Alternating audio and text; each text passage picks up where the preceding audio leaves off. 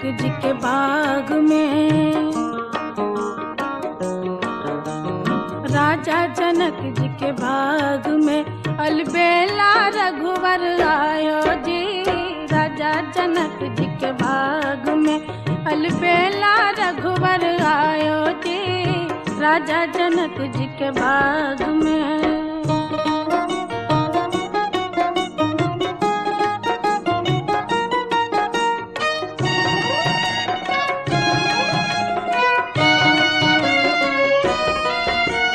सोन के थारी में बिड़िया लगावल,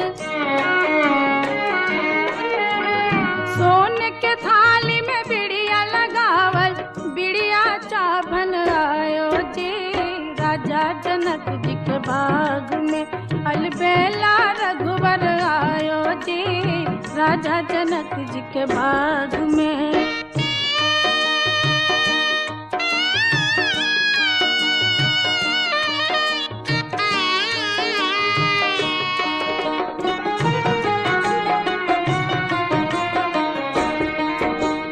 हाथ कमंडल रेशम डोरी,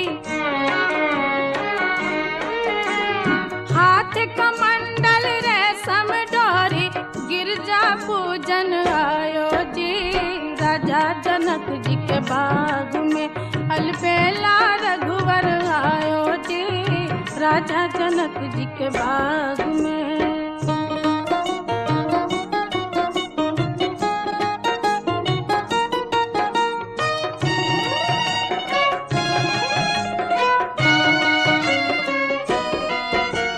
सोन के झारी गंगा जल पानी,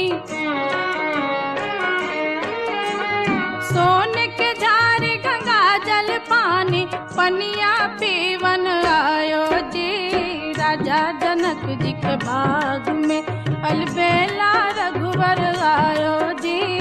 राजा जनक जी के बाग में।